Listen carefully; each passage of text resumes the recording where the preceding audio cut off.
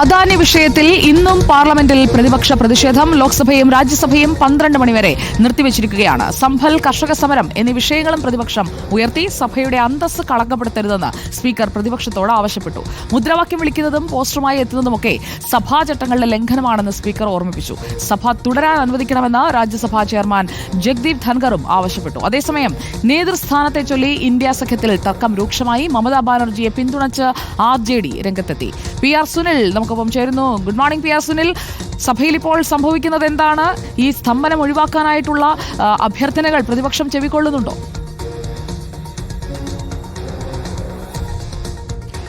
Sujaya, good morning. പാർലമെന്റിന്റെ ഇരു സഭകളും ഇപ്പോൾ 12 മണിവരെ നിർത്തിവച്ചിരിക്കുകയാണ്. അദാനി വിഷയത്തിൽ തന്നെയാണ് തുടർച്ചയായ 11ാം ദിവസവും പാർലമെന്റിന്റെ ഇരു സഭകളും ഇപ്പോൾ സ്തംഭിച്ചിരിക്കുന്നത്.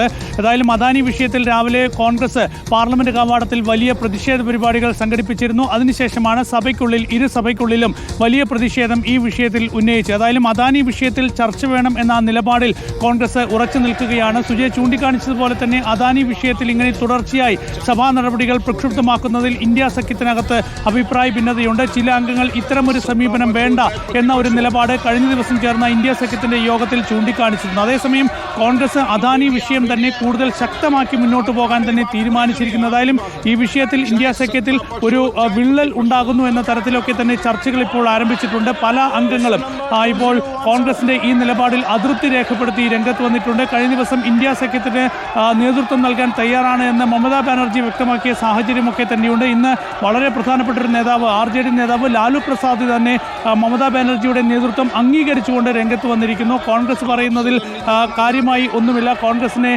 ഒരു വിശ്വാസത്തിലെടുക്കേണ്ടതില്ല എന്ന രീതിയിലൊക്കെയുള്ള ഒരു പ്രതികരണമാണ് ലാലു പ്രസാദ് യാദവ് ഇപ്പോൾ പ്രകടിപ്പിച്ചിരിക്കുന്നത്. മമതാ ബാനർജി ഇന്ത്യ സഖ്യത്തിന്റെ നേതൃത്വം വഹിക്കണം എന്നുകൂടി ലാലു പ്രസാദ് യാദവ് പറഞ്ഞിരിക്കുന്നു. അങ്ങനെ പല അംഗങ്ങളും SP-ക്ക് വിരുദ്ധ അഭിപ്രായമുണ്ട്. NCP മമതാ ബാനർജിയുടെ നേതൃത്വം അംഗീകരിക്കുന്ന ഒരു സമീപനത്തിലേക്ക് പോയിട്ടുണ്ട്. അപ്പോൾ ഇത്തരത്തിൽ ഇന്ത്യ സഖ്യത്തിലെ പ്രധാനപ്പെട്ട പാർട്ടികളൊക്കെ തന്നെ ഈ നിലപാട് സ്വീകരിക്കുമ്പോൾ തീർച്ചയായും കോൺഗ്രസ് പരിഗണനയിലാണ്. അതേസമയം അദാനി വിഷയം വളരെ ശക്തമായി തന്നെ പാർലമെന്റിന്റെ ഇരു സഭകളിലും ഉന്നയിച്ചുകൊണ്ട് പാർലമെന്റ് നടപടികൾ പ്രക്ഷുബ്ധമാക്കുക തന്നെയാണ് കോൺഗ്രസിന്റെ നിലപാട്. അതായാലും ഇനി 12 മണിക്ക് സഭാ നടപടികൾ ആരംഭിക്കുമ്പോഴും അദാനി വിഷയത്തിൽ ആദ്യം ചർച്ച വേണം എന്ന് തന്നെയാണ് കോൺഗ്രസ് ആവശ്യപ്പെടാൻ തീരുമാനിച്ചിരിക്കുന്നത്. കോൺഗ്രസ് ഇന്ത്യ സഖ്യത്തിലെ പല പാർട്ടികളും എതിർക്കുമ്പോഴും ഇന്ന് രാവിലെ ചേർന്ന കോൺഗ്രസിന്റെ MP-മാരുടെ യോഗത്തിലും അദാനി വിഷയം ശക്തമായി ഉയർത്താൻ തന്നെ കോൺഗ്രസ് തീരുമാനിച്ചിരിക്കുന്നു. അങ്ങനെ ഈ പാർലമെന്റിന്റെ ഈ സമ്മേളന കാലയളവിൽ കൂടുതൽ ശക്തമാക്കി അദാനി വിഷയം ഉയർത്തി കേന്ദ്ര സർക്കാരിനെ പ്രതിരോധത്തിലാക്കാൻ തന്നെയാണ് കോൺഗ്രസിന്റെ തീരുമാനം. ഏതായാലും ഈ ആഴ്ച കൂടി സമ്മേളന നടപടികൾ ഇതേ രീതിയിൽ മുന്നോട്ട് പോകും എന്ന് തന്നെയാണ് സർക്കാരും പ്രതീക്ഷിക്കുന്നത്.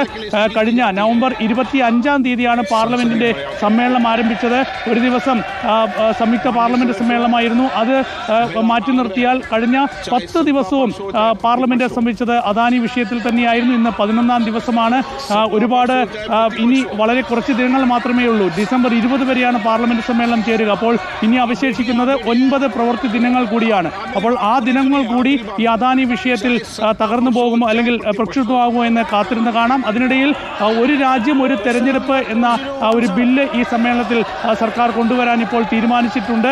അതിൻ്റെ ഡ്രാഫ്റ്റ് ഇപ്പോൾ തയ്യാറായി എന്നാണ് കേന്ദ്ര നിയമ മന്ത്രാലയം അറിയിച്ചിരിക്കുന്നത്. നാളെ ചേരുന്ന കേന്ദ്രമന്ത്രിസഭാ യോഗത്തിൽ ഒരു രാജ്യം ഒരു തെരഞ്ഞെടുപ്പ് എന്ന ബില്ലിന് ഒരുപക്ഷെ കേന്ദ്രമന്ത്രിസഭ അംഗീകാരം നൽകാനുള്ള സാധ്യതയുണ്ട്. അതിനുശേഷം ബില്ല് പാർലമെന്റിൽ അവതരിപ്പിക്കാനും ഇപ്പോൾ സർക്കാർ തീരുമാനിച്ചിട്ടുണ്ട്.